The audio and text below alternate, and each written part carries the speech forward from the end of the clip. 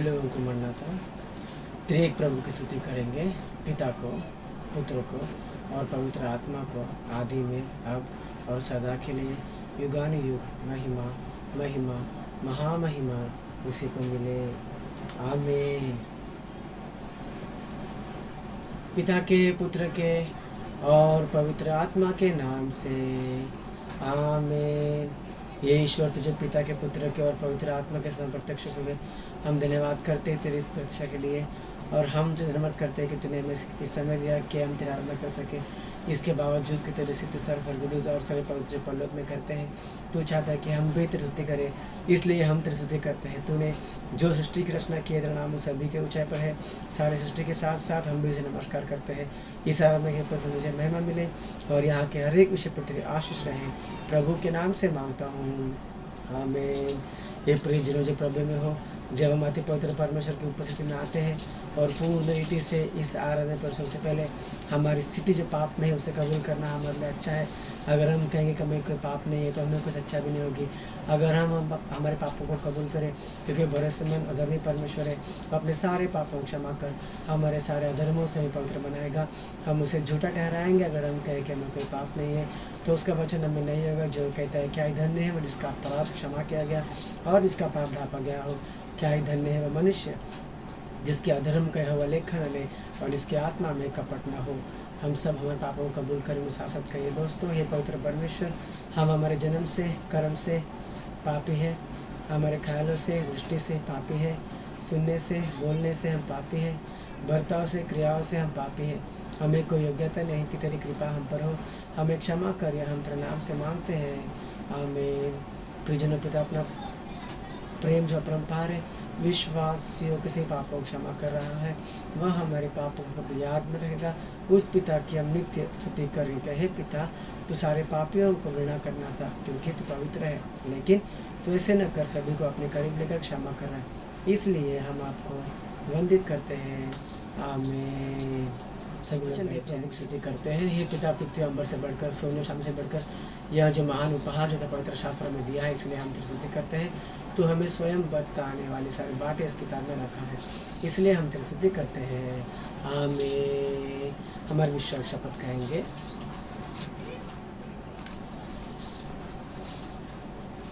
मैं यह मानता हूँ कि परमेश्वर का कोई आदि और अंत नहीं है, और मैं यह भी मानता हूँ कि वह प्रेम, न्याय, पवित्रता, शक्ति, ज्ञान, जीवन, स्वतंत्रता, सर्वव्यापी जैसे शुभ लक्षणों के जरिए महातेजोमय की न्याय नित्य प्रकाशित हो रहा है।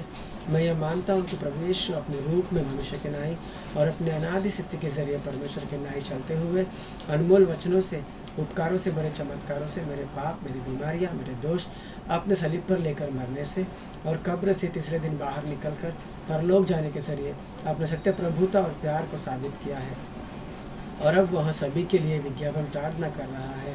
और मैं यह भी मानता हूँ कि वह दूसरी बार अपनी कलीसिया को लेने बादलों पर आने वाला है। जो छूट गए हैं उन्हें 7 साल के परिश्रम में रहेंगे। फिर यीशु और यीशु का विरोधी दोनों के बीच जो युद्ध होगा, यीशु का विरोधी जो झूठा नबी है नरक में डाल दिया जाएगा। शैतान 1000 साल तक पाताल में बंदी बना रहेगा। उसके पश्चात प्रभु पृथ्वी पर 1000 साल राज करेगा। फिर वह सजीवों एवं मृतकों को सुनवाई देगा। मैं यह मानता हूँ प्रभु जब शैतान को पाताल में छुड़ाएगा, वह पृथ्वी पर आकर गोग मागोग नामक सेना अपने लिए चुनेगा। वह परमेश्वर से युद्ध करेगा और परमेश्वर के जरिए पराजित कर दिया जाएगा, और परमेश्वर उसे नरक में डाल देगा। और मैं यह मानता हूँ कि इसके पश्चात वह सभी का न्याय करेगा और अविश्वासियों को नरक में भेज देगा। मैं यह मानता हूँ कि प्रभु यीशु परलोक में और भूलोक में भी रहेगा, क्योंकि पृथ्वी के सारे पवित्र लोग एक ही कलीसिया के न्याय है। इस कारण पृथ्वी परलोक का एक भाग होगा। मैं पवित्र आत्मा को मानता हूँ, और मैं यह भी मानता हूँ कि वह पिता और पुत्र के साथ एक परमेश्वर के न्याय रहकर कार्य कर रहा है, और इनके उत्तेजना से ही पवित्र ग्रंथ लिखित रूप से आया है। इनके उजाला करने पर ही वह ग्रंथ समझ में आएगा। उद्धार जो पिता ने अपने उद्देश्य में रखा है, अर्थात पुत्र अपने अनमोल लहू से जो उद्धार रखा है, वो पवित्र आत्मा ही के जरिए विश्वासी तक पहुँचाया जाएगा। और मैं यह मानता हूँ कि वो भी पिता पुत्र के समान आराधना लेने लायक परमेश्वर है। मैं यह मानता हूँ कि अनंत जीवन, पुनरुत्थान और पवित्र लोगों का सहवास है, आमीन। सभी लोग बैठ जाइएगा। आज समय है तो आराधना का दिन, उसको उपासना करने का दिन है। तो आज के तैनात के रखा वचन की ओर हम लोग ध्यान करेंगे। सभी लोग वचन निकालेंगे। उत्पत्ति का किताब, उसका 50वां अध्याय। उत्पत्ति उसका 50वां अध्याय, उसका 24वां वचन पढ़ो। यूसुफ ने अपने भाइयों से कहा, मैं तो मरने पर हूँ, परंतु परमेश्वर निश्चय तुम्हारी सुधि लेगा और तुम्हें इस देश से निकालकर उस देश में पहुँचा देगा जिसके देने की उसने अब्राहम, इसहाक और याकूब से शपथ खाई थी। फिर यूसुफ ने इस्राएलियों से यह कहकर कि परमेश्वर निश्चय तुम्हारी सुधि लेगा, उसको इस विषय की शपथ खिलाई, हम तेरी हड्डियों से यहाँ से उस देश में ले जाएंगे। इस प्रकार यूसुफ 110 वर्ष का होकर मर गया और उसके शव में सुगंध द्रव्य भरे गए और वह शव मिस्रियों में एक सुगंध में रखा गया। आमीन। प्रार्थना करेंगे। पहले प्रभु जी मैं धन्यवाद करता हूँ पिता इस समय के लिए। प्रभु तुम्हें नहीं था, प्रभु तेरा वचन है, प्रभु तुम नाम से खड़े बात करो, तुम नहीं तुम्हारे भीतर में आत्मा बात करेगी। मसीह मुझे बुद्धि निर्ज्ञानी को प्रभु अपने लाभ शुद्ध करके तेरे आत्मा मुझे समा कर तू स्वयं तेरे बच्चों से बातें कर से प्रार्थना प्रभु मसीह के महान नाम से मांग सुनो, कबूल कर। आमीन। पिता पुत्र पवित्र आत्मा तेरे प्रभु के आशीष तुम पर, तुम्हारे परिवार, तुम्हारे काम काज पर सदा सर्वदा बनता रहे। आमीन। प्रभु की महान कृपा से एक और संडे में प्रभु ने प्रवेश किया है, इसलिए प्रभु को धन्यवाद करते हैं। और एक संडे के बाद हम लोग मूसा सुख उपवास के दिनों में जाने वाले हैं। उसी की तैयारी हम लोग आज से ही मूसा के पहले क्या क्या हुआ उसके बारे में ध्यान करेंगे। तो हम लोग 1 तारीख से बराबर हमें बाइबल समझ में आ जाएगा।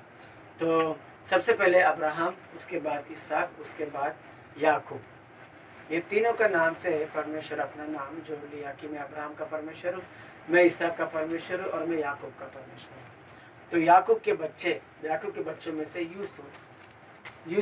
यूसुफ जो है, यूसुफ को परमेश्वर ने उसे तकलीफ से निकाल कर अपने पूरे परिवार में, उसका पूरा परिवार को खाना मिलने के लिए यूसुफ को परमेश्वर ने पहले ही निकाल के ले गया।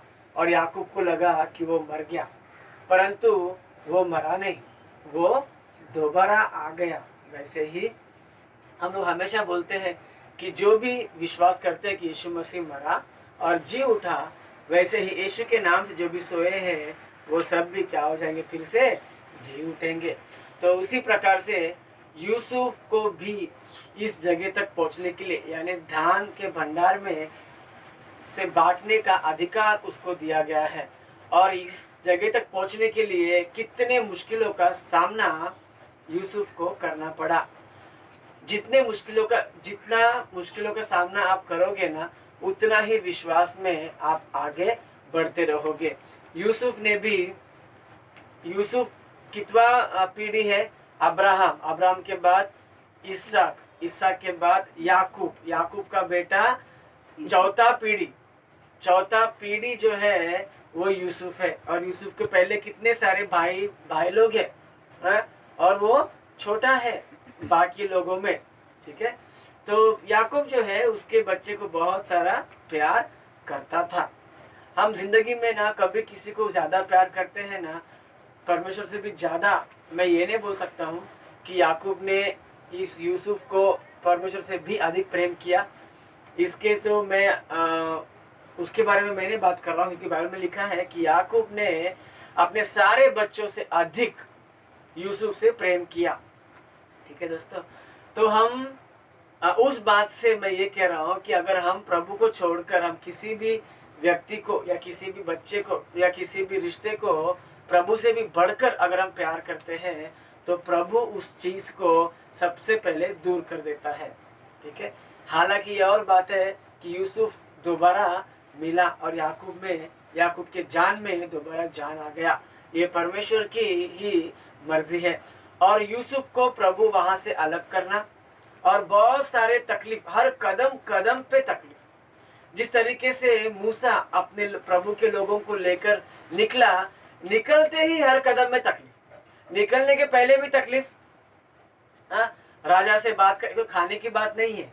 राजा से बात करना जाके, एक जो ढंग से बोल नहीं सकता, हाँ, ढंग से मुंह से बोल नहीं सकता, हकलाता हुआ आदमी मूसा, हाँ, और हारून जाकर सीधे राजा से बात करना कि हमारे प्रभु ने हमें भेजा है, हमारे लोगों को छोड़ दे। वो राजा के बराबर का तो नहीं है, लेकिन प्रभु ने उसको चुना, इसके लिए जाके बात करना कोई मामूली बात नहीं है। तो उसी तरीके से मूसा जब भी बहुत सारे संकटों को झेलने के बाद, हाँ, वो युद्ध तो नहीं हुआ फिर उनके साथ, लेकिन वो युद्ध के बराबर ही था।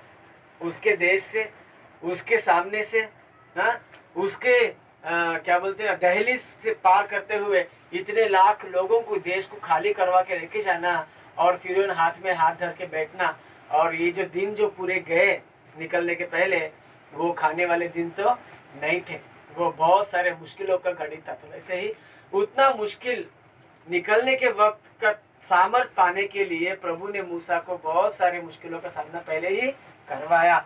और कानान देश में पहुंचना मतलब खाने का काम नहीं था, इसके लिए हर कदम कदम पर उनको क्या आया, परीक्षाएं और परेशानियां, और बहुत सारा दुख उनको झेलना पड़ा।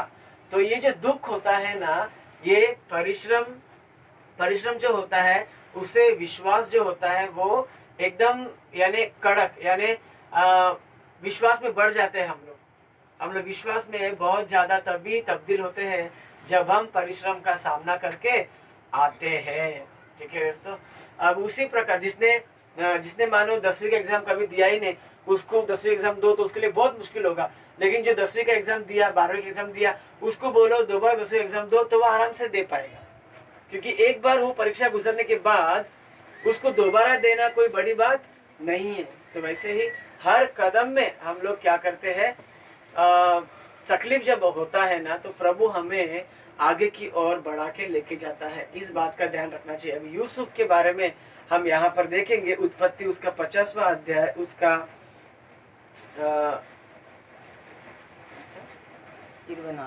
24वां वचन पढ़ो। यूसुफ ने अपने भाइयों से कहा, मैं तो मरने पर हूँ, परंतु परमेश्वर निश्चय तुम्हारी सुधि लेगा और तुम्हें इस देश से निकालकर उस देश में पहुँचा देगा जिसके देने की उसने अब्राहम, इसहाक और याकूब से शपथ खाई थी। हाँ, यहाँ यूसुफ जो है उसकी बात करता है जिसकी बात कभी उसने परमेश्वर के मुंह से सुना ही नहीं। परमेश्वर ने अब्राहम से वाचा बांधा, परमेश्वर ने याकूब से वाचा बांधा, परमेश्वर ने इसहाक से वाचा बांधा होगा, लेकिन यूसुफ जो है मरने पर भी वो मरने पर है।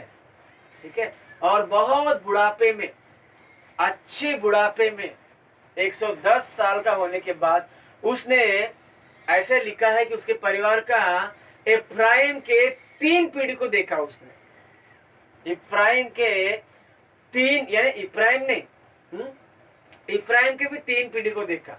अब योसेफ के बच्चे का नाम है मनश्शे और इफ्राइम। तो यूसुफ ने अपने बच्चे का 3 पीढ़ी को देखा। आप लोग उस अध्याय में बराबर से ध्यान करोगे, उसके नीचे लिखा है, यानी यूसुफ के 2 लड़के हैं, एक मनश्शे और एक इफ्राइम, और इधर लिखा है कि यूसुफ ने यानी अपने पीढ़ी के, अपने दूसरे पीढ़ी के, अपने बेटे के 3 पीढ़ी, यानी उसका बेटा 4था पीढ़ी और ये एक 5वां पीढ़ी।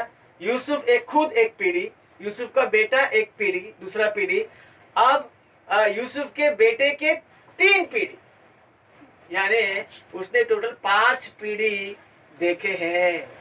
ठीक है दोस्तों, तो बहुत आशीषदायक का बात है, उसने 5 पीढ़ियों को देखा है, ये प्रभु का आशीर्वाद है। तो प्रभु जब भी कोई परिश्रम में रखता है ना, उसको हम लोग प्रभु परिश्रम निकाल दे प्रार्थना करने के जरिए में, इससे सामना करने के लिए हमें सामर्थ्य दे प्रभु बोलना चाहिए हमको, और उसमें से पास होकर यानी प्रभु का मनचाहा बच्चा बनकर हमें निकलना चाहिए। हम प्रभु का मनचाहा बच्चा कब बनेंगे? जब हम उस परिश्रम का सामना करेंगे। अब्राहम के पास भी बहुत सारे परिश्रम आए थे, परंतु उसने सामना किया। इसहाक के पास भी बहुत सारे परिश्रम आए थे, इसहाक ने तो उसने लेकिन सामना किया। उसके बाद याकूब, याकूब के पास तो इतने परिश्रम आए थे, उसने भी सामना किया। जब वो अपने पिता याकूब जब अपने पिता के पास से चोरी से आशीष लेकर उसकी माँ ने कहीं भाग जा करके वो भाग रहा था, उसे नहीं पता था कि वो जिएगा या मरेगा। कहाँ भागे कहाँ जाए, कि रात हो गया, एक जगह उसने सोया, प्रभु उसको दर्शन दिया, तब वो डर गया, उठा, प्रभु का इज्जत किया, प्रभु का सम्मान किया। प्रभु जो दर्शन दिया उस दर्शन का उसने लाज रखी और विश्वास किया और प्रभु से प्रार्थना की, और उधर प्रभु को उसने प्रमाण दिया कि अगर मैं अच्छे से जाऊं, सफल हो, तो मेरे हर कमाई में से तुझे मैं 10वां भाग दूंगा करके प्रभु को उसने क्या किया, वहां एक वेदी बना के रखा। वेदी को बनाना यानी वेदी यानी पौलुस कहता है कि शरीर पूरा अपने प्रभु के लिए मंदिर है, तो मंदिर बिना वेदी का मंदिर नहीं होता। तो वेदी जो है शरीर में दिल के हिस्से को दर्शाता है, यानी अपने पूरे दिल में उसने प्रभु को ही बिठा लिया और आगे को जिंदगी शुरुआत की। जैसे उसने कहा था वैसे वो 10वां भाग देता रहा। और जब उसने ढेर सारी संपत्ति को कमाया, उससे भी धोखा मिला। उसको चाहिए था राहेल, परंतु उसको मिला लिया। दोबारा 7 साल और परिश्रम किया।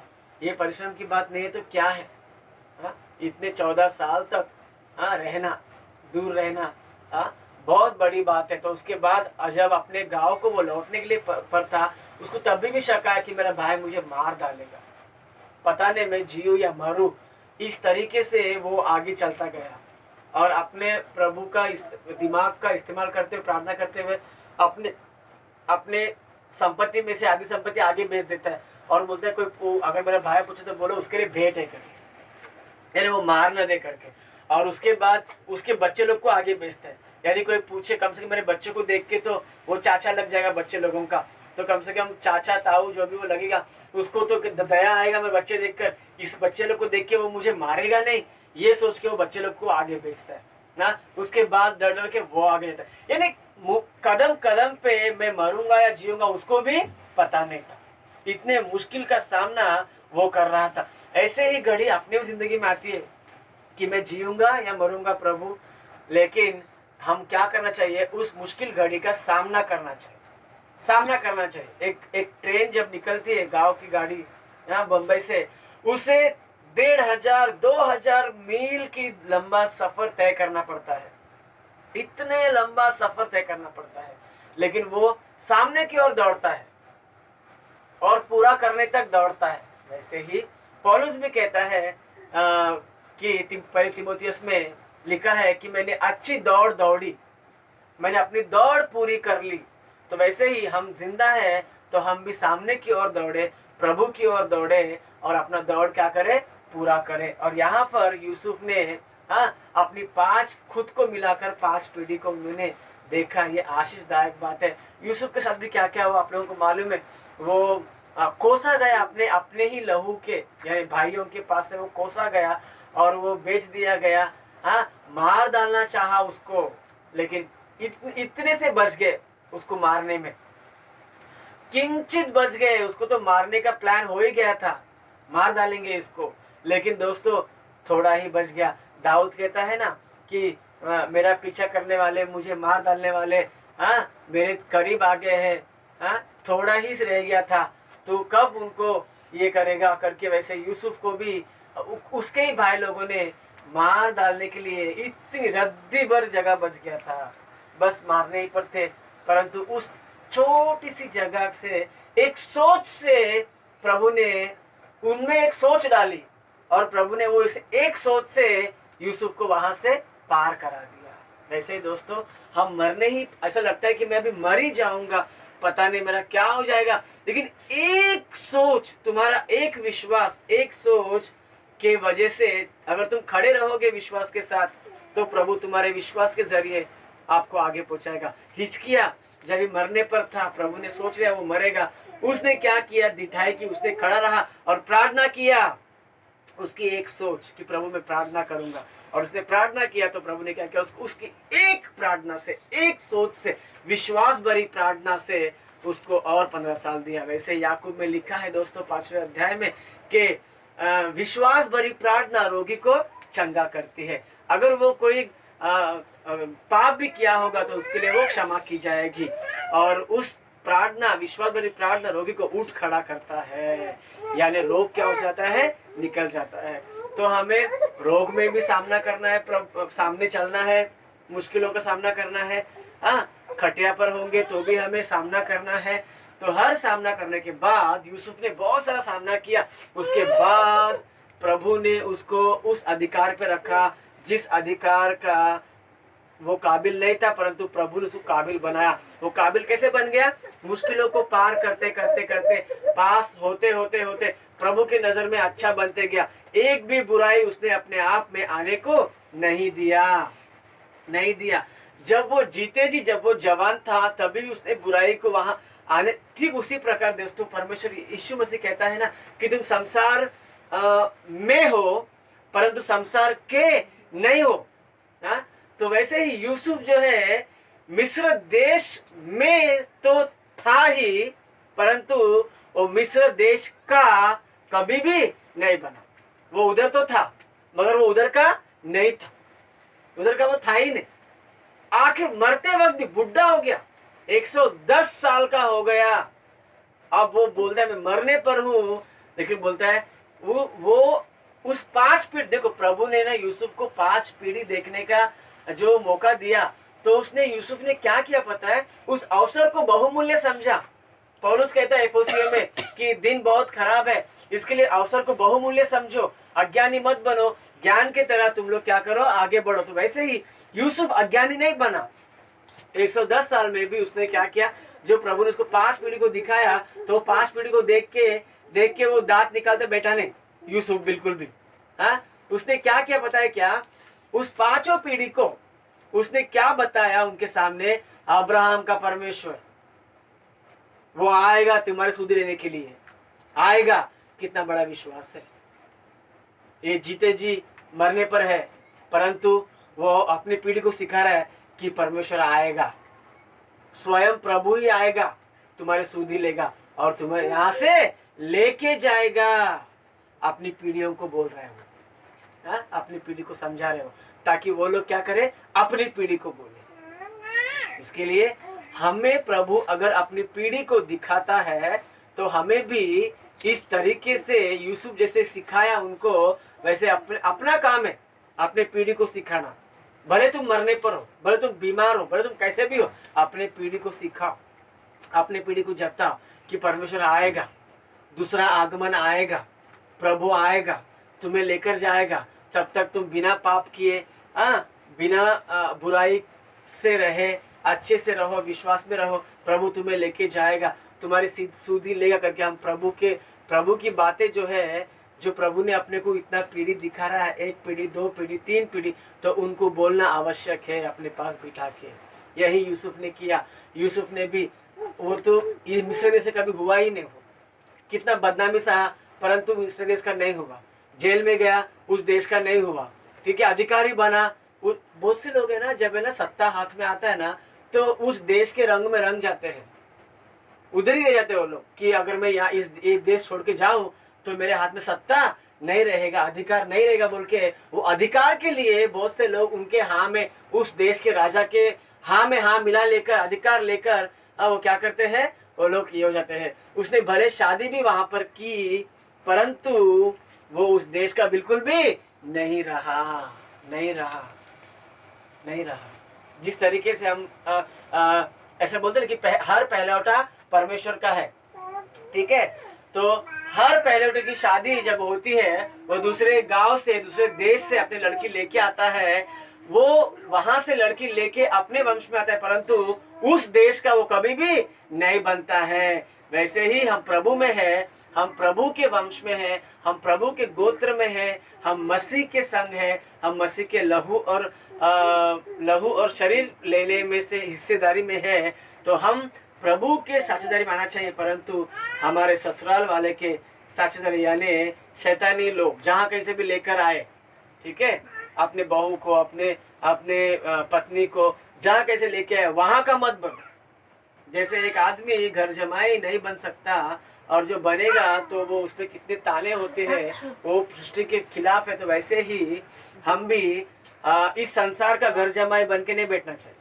ये संसार तो शैतान का है, ठीक है। शैतान तुमको यहाँ अधिकार देगा, यहाँ यीशु मसीह को भी बोला था ये सब मैं तेरे को दूंगी, मैं तेरे को देगा, तू मुझे नमस्कार कर। मगर प्रभु ने ठुकराया उस चीज को, यूसुफ ने भी ठुकराया उस बात को। वहां खाया पिया, अधिकार में रहा, सत्य में रहा, परंतु वो क्या बोलता है कि मैं जब मरूंगा मेरी हड्डियां भी यहाँ से निकाल के लेके जाओ, मैं यहाँ पे रहेगा नहीं करके सब लोगों से उसने प्रमाण लेके लिया कि मेरी हड्डियों को लेके जाओ, इधर रखो मत करके। तो कितना उसका उस देश में जाने के लिए उसके मन उतावला हो रहा था कि मैं प्रभु के जो दिया कानान देश में जो वादा किया मेरे पितरों से, उनके उस देश में मैं जाऊंगा। तो उसकी हड्डियों को भी वो लोग लेकर गए दोस्तों। तो वैसे ही हमारा प्राण, हमारा शरीर, हमारी आत्मा, हमारी हड्डी, हमारे नस, कोई भी किसी भी पाप के आदि न होकर शुद्धता से आगे बढ़ने की स्थिति सदा प्रभु हमें देता रहे। आमीन। प्यारे प्रभु जो वचन बोया है पिता सर्वगुण फलवंत हमने सुनने में यीशु के महान नाम से कबूल कर। आमीन। ये दान का समय है, दान लेकर आपके दान पेटी में डालकर आशीष का वीडियो चालू कर आशीष पाए। सभी लोगों को मरना था। अंतिम प्रार्थना करेंगे। ये ईश्वर तेरा सर्वव्यापी है, सारे सृष्टि को तेरा सुसमाचार पहुंचाना, सारे मजहब के लोगों को तेरा शुभ समाचार पहुंचाना। तेरी कलीसिया से विश्वास सीखती है, वैसे संसार को भी शक्ति दे कि तेरे सामने खड़े रह सके।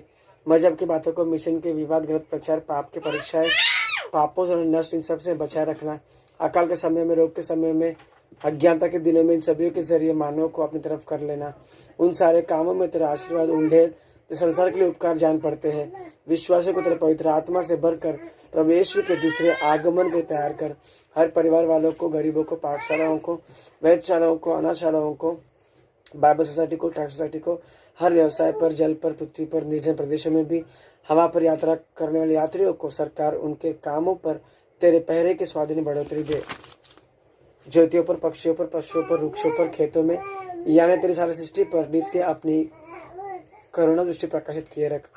परमेश्वर ने उस वस्तु को आशीष नहीं दिया, गुनाह प्राणी न दे। अन्याय, अपमान, चोरी, हत्या, बिना जुर्माने, भूकंप, युद्ध, एकाएक आने वाले अपाय से होने से बचाव बढ़ोतरी दे। मशीनों में, पृथ्वी के नीचे, सुरंगों में, जल के निचले हिस्सों में काम करने वालों को बचा।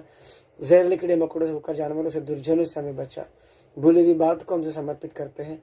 हम जितना भी मांगते, जितना भी सोचते हैं, उससे कहीं अधिक देने की चाह रखने वाले हमारे पिता, हमारे अंदर की प्रार्थनाओं को, हमारी बाहरी प्रार्थनाओं को उचित समय पर पूरे होने के लिए हमारी प्रार्थना स्तुति शीघ्र आने वाले प्रभु यीशु द्वारा कबूल करने मांगते हैं। आमीन।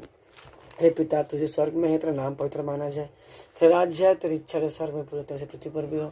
आज हमारे प्रतिदिन का आहार हमें दे, जिस प्रकार हमने अपने अपराधों को क्षमा किया उसी प्रकार तू भी हमारे अपराधों को क्षमा कर। और हमें परीक्षा में दिला, परंतु बुराई से बचे राज, पराक्रम और महिमा सदैव तेरे है। आमीन। प्रभु यीशु लहू की जय हो, इब्लिस के कामों का नाश हो। प्रभु यीशु लहू की जय हो, इब्लिस के कामों का नाश। प्रभु यीशु लहू की अनंत जय हो, इब्लिस के कामों का सर्वनाश। Hallelujah, hallelujah, hallelujah. स्तुति, स्तुति, स्तुति। आमीन, आमीन, आमीन। आशीष लेंगे। यहोवा तुझे आशीष दे और तेरी रक्षा करे। आमीन। यहोवा अपने मुख का प्रकाश पर चमकाए और तुझ पर अनुग्रह करे। आमीन। यहोवा अपना मुख तेरे ओर करे और तुझे शांति दे। आमीन। आबा पिता की संगति, पवित्र यीशु मसीह के साथ, पवित्र आत्मा के सामत, उद्धार, संगाई, चमत्कार और इस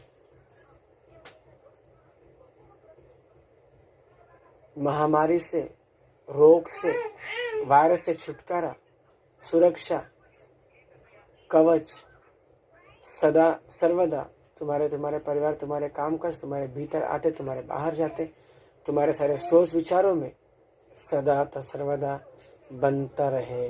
आमीन, आमीन, आमीन। मरना था, सभी लोगों को मरना था।